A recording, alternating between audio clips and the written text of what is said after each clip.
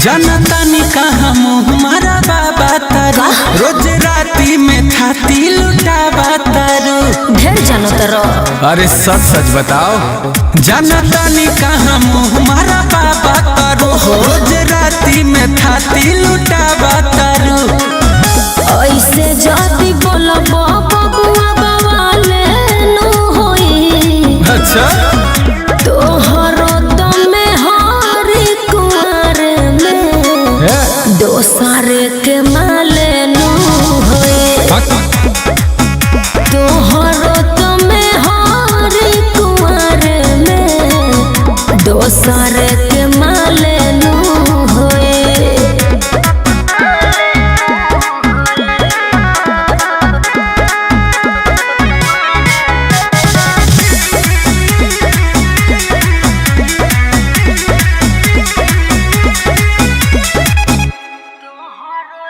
लूटी हम जा चाहे तो ढाप के बटला छाती तोहर जाला कबाप के।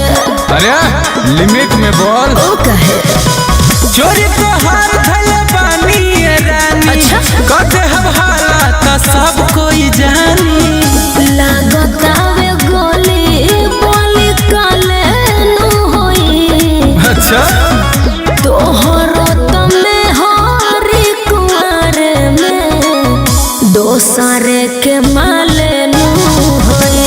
ए बबुआ तोहरो तमे हारी कुंवर में दोसारे के माले नो होई।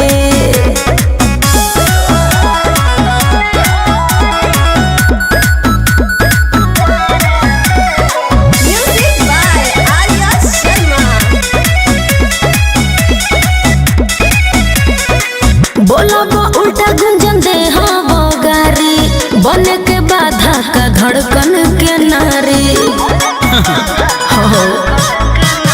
रोज रोज मिले तू जालू हो यार से, जयपू ससुरवा बतैबू का भातार से। गौतम राय जाए तो भोले नु होई। तोहरो तमे हारी कुंवर में दोसरे के माले नु होई।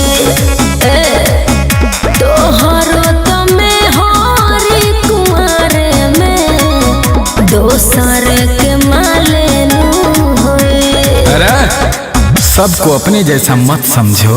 क्यों?